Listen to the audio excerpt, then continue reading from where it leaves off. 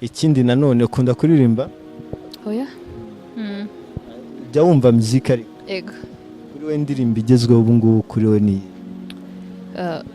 indirimbo ndi gukunda muri ino minsi atari gospel ni Gatarina ya Bruce Melody urayikundira iki narayikunze nyine irimo beat nziza ifite na moves nziza n'ijwi byose ese umuntu agusabye ko umugira amashusho y'indirimbo wabyemera oya icyo utabyemera ntabwo mbikunda kuba bijyamo ari kubona nta kibazo oya nta kibazo n'uburenganzira bwabo ni n'amahitamo yabo uyu munsi Bruce abanye gute na Ben uyu munsi hari icyo Bruce apfa na Ben hari icyo Ben apfa na Bruce oya nta na kimwe nyuma y'isi y'imyidagaduro turi abavandimwe turi abanyarwanda kandi na byose tubikorera kugira ngo isi y'imyidagaduro ishyuhe nta rwango rubirimo rwose ni imirimo isanzwe ni akazi gasanzwe ntibinabatangaze n'ejo hari ibindi dukoranye kubera ko buriya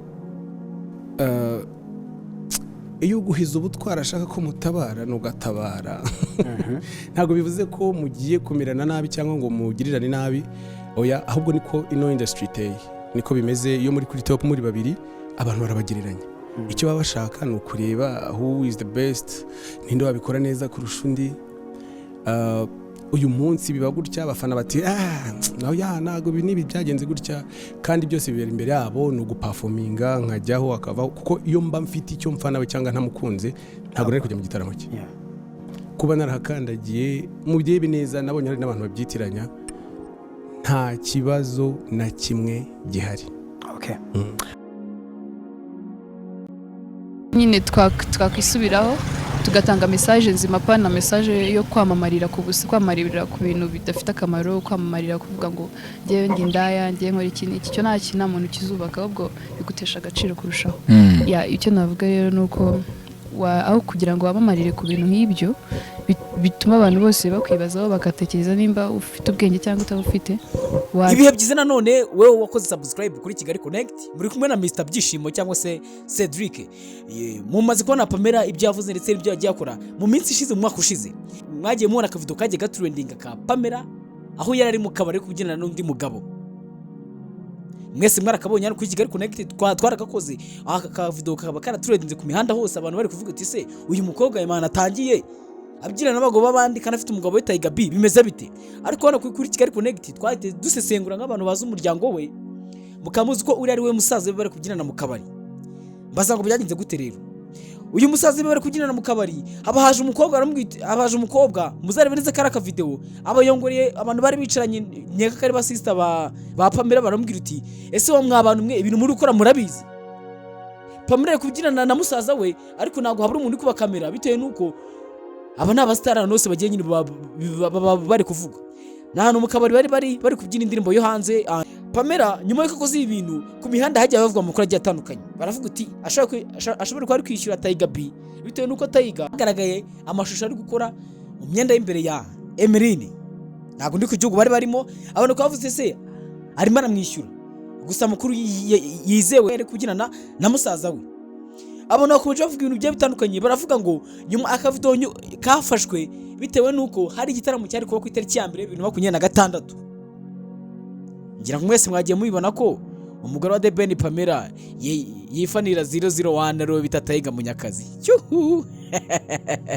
ibihe byiza kuri wakoze subscribe kuri Kigali Connect yuri umwanya showbiz nko nibisanzwe murabizi ko wahita Mr Byishimo aho tuza tubagezeho inkuru zigezeho ziri gutrendinga mu gihugu ndetse no hanze yacyo aka kanya aya masaha Papa Cyangwa apostinze urubuga rwe rwa Twitter no kuri cyangwa se urwo bose bita X no kuri Instagram yiwe ahumuriza umuhanzi Yamano muramuzi ni umusore mu minsi ishize hagaragaye video ze z'ubwambure hanze amaze iminsi ari mugenda gakomeye yagiye aca mu bibazo byinshi yatangaje ko yagize ibibazo byo gupfusha umwana we Papa Cyangwa rero akaba ari umwe mu basore w'inshuti ya Yamano bakoranye ibikorwa bigiye bitandukanye muri studio bari kumwe ndetse n'abantu bagiye atandukanye ndagira ngo nta muntu muri iki gihugu cy'u Rwanda utazi indirimbo bita ngo ya Yamano iyi ndirimbo ni imwe mu ndirimbo yatumye Yamano atumbagira ndetse akabicyamamara mu gihugu cy'u Rwanda akaba yerekanye n'umuhanzi bita Papa Cyangwa Papa Cyangwa ni umuhanzi waje ashyiramo vasi ya hip hop abantu benshi bagiye banavuga ko yarimbye nabi mu ndirimbo ariko Yamano aza kwiregura avuga ko ari ibintu yamubwiye kuririmba ndetse atigeze aririmba nabi. Nyuma y'uko rero Yamano muri iki gihugu ari guca mu bintu bigiye bitandukanye bitari byiza, ibintu bihe bitamworoheye, najye mumva amakuru agiye atandukanye yuko banamamaga muri RIB. Ese byagenze gute? Ibi nibyo nje kubabwira rero, banyita Mr Byishimo. Papa Cyangwa rero yagize gutya muri iki gitondo, ajya ku mbuga ziwe yandika ubutumwa amuhumuriza. Ni inkuru dukesha igihe, sindi niba we wayisomye, akaba yagiye akamubwira amagambo nyine yamuhumuriza, amubwira ko ibibazo bizashira ndetse ibiharimo bitagomba kumuherana, agomba gutuza akamenya ko ari ibintu bisanzwe. Ubutumwa akaba yabwanditse rero, Yamano akaba yahise postinga avuga ko ari kubashimira. Ese byagenze gute kugira ngo yandike ubutumwa cyangwa se bigende gutya? Yamano mu minsi ishize twabonye videos ye yagiye hanze, arangije inkuru twayikoze ajya mu gihugu cya Uganda kugira ngo ahunge igihugu cyangwa se nagarugunga igihugu. Urumva abantu bari bamuzengereje bamuyamane icyo wakoze, abagiye mu gihugu cya Uganda kugira ngo abaturijeyo kugira ngo atuze kubera video ye yarasutse hanze. Ubwo umukunzi yarasigaye mu gihugu cy'u Rwanda. Twari babwiye ko umukunzi we kwihangana byaranze, biba ngombwa ko nawe amubwira ko kubana nawe bimugoye, ahitamo kumukatira. Byaje kugenda gute rero ngo uyu mugore ajye muri RIB? Nibyo ngiye kubabwira. Yamano ajye mu gihugu cya Uganda, aza kujya mu Bubiligi aho yari agiye kureba bandi zamufasha gutegura igitaramo.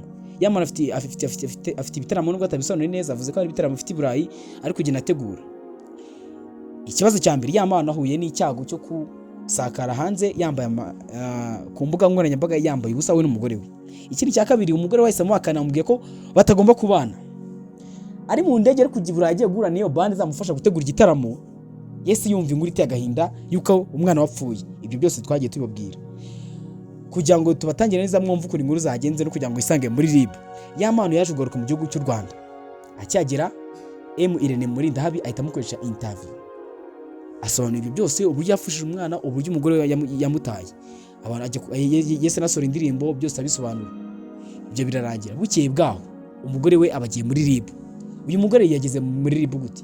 Abantu benshi bakomeje kuvuga uyu mugore ni abantu bagiye banga Yamano kuko nako twe tuse gatoya uwo bita Jihad n'abandi bafunganye bari batse ubujurire. Murezi ko bahaye iminsi 30 yo kuba bari muri gereza hari imagiragire kugira ngo bazongere kuburana. Barajura uti ntarika tukajurira twongera twaburana. RIB iravuga iti wapi? Nyuma y'iyo wapi rero twaje kumva indi nkuru iteye ubwoba. Abantu bari kuvuga iti uyu mugore ni abantu bamweje utigenda utanga umugabo wawe. Umuntu mwakoranye video mwambaye ubusa mwese gute waza kumutanga? Sinzi wenda RIB iraza kuri uko bimeze. Umugore yaje kumutanga afite ibisebe byinshi, avuga ko yahotewe na Yamano. Papa Cyangwa rero nibwo yahise afata umwanzuro wo kumwihanganisha, umva ni umuntu mubihe bikomeye, agize kubura umwana, agize kubura umugore, agize gusebera mu gihugu, ndetse n'abasakaje amavideo ye bakaba bagize muri RIB. None nayo ko numva agiye kubasangayo bimeze biti.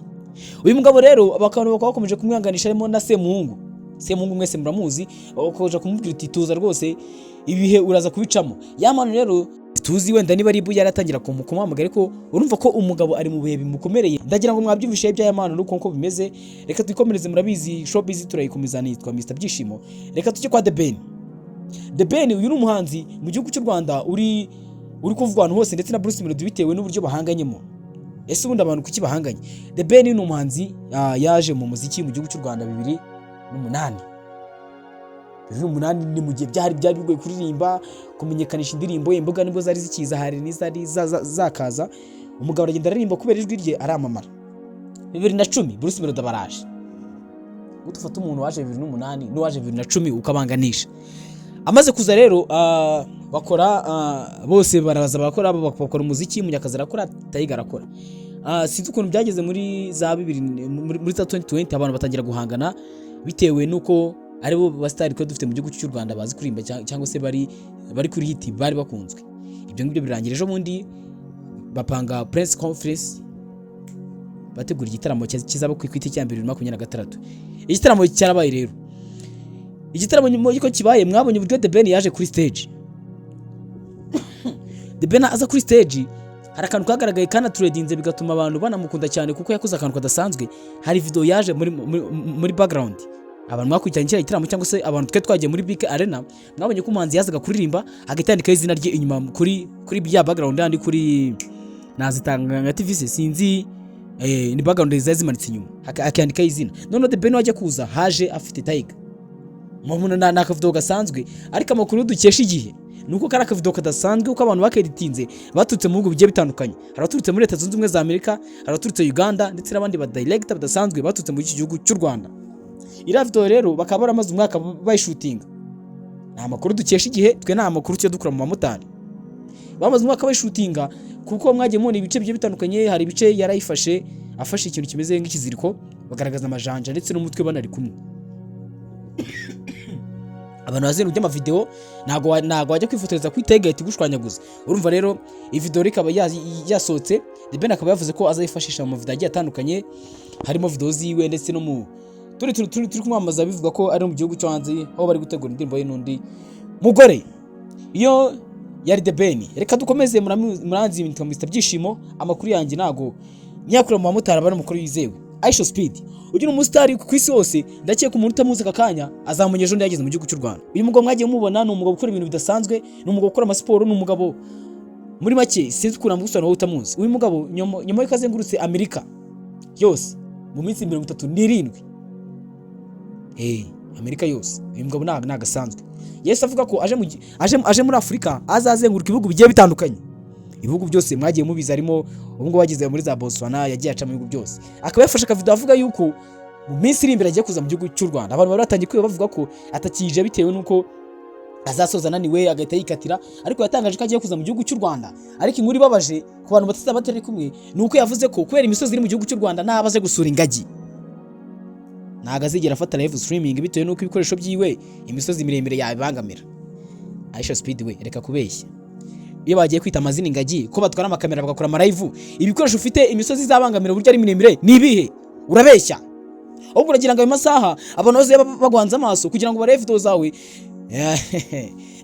Reka twikomereze. Uyu mugabo rero nagaratangazanya igihe nyacyo azaza mu gihugu cy'u Rwanda kuba bari kumwe n'abo influencer bagiye batandukanye.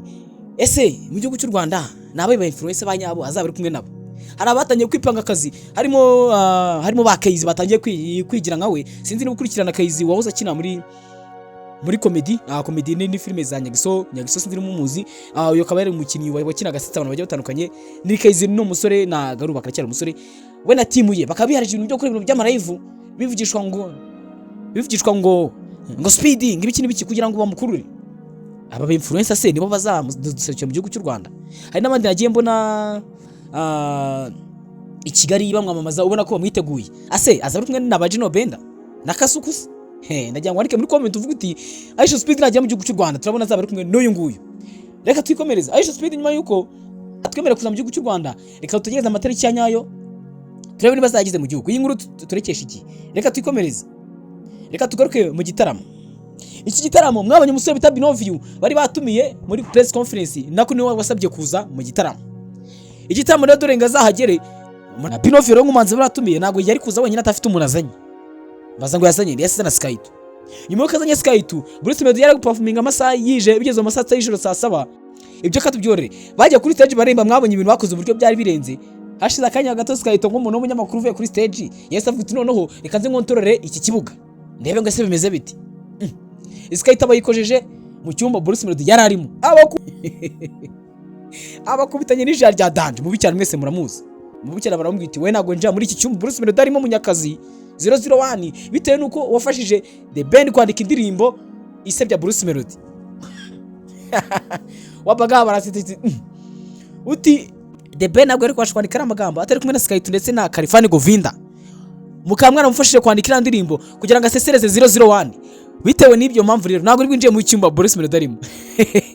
Izi breaking no zikaba ziri kunzita biteye bwoba. Skype akaba yavuze afite agana gakomeye ko bamwangiye kwinjira mu cyumba Bruce Melody arimo bitewe nuko yafashije The Ben kwandika indirimbo. Ese ibiro nibyo reka ture byari byo.